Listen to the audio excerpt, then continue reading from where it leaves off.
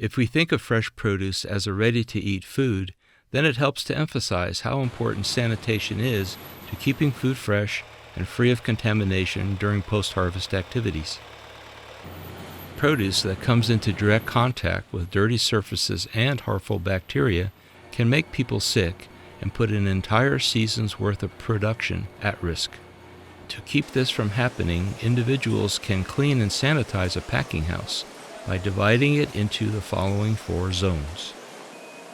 Zone 1 includes working surfaces where produce comes into direct contact with people's hands and clothes, conveyor belts, rollers, and bins.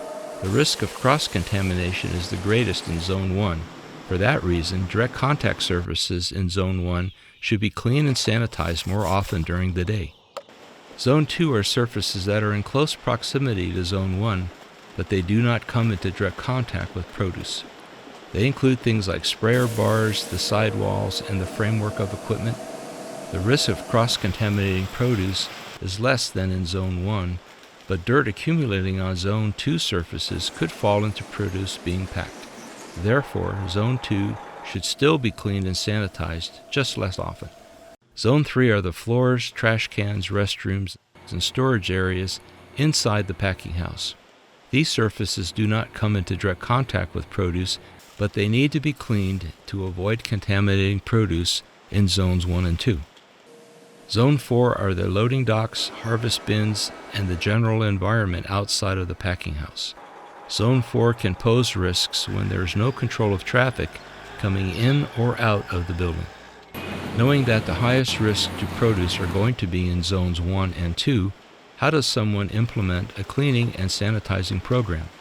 Let's start with the basics. Zone 1 and Zone 2 should be sanitized because they pose the highest risk of cross-contamination. Can you sanitize a dirty surface? Of course not. Surfaces must be cleaned before sanitizing is effective. Don't use high-pressure washers or compressed air to clean because this could spread bacteria over a wide area.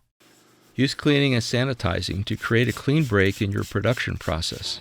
Farmers and produce packers establish lots with identification numbers to trace their products if a food contamination event occurs. Apply cleaning and sanitization practices to surfaces in all of the zones in a timely and adequate manner. Following these recommendations help prevent food waste and helps businesses deliver safer foods to everyone.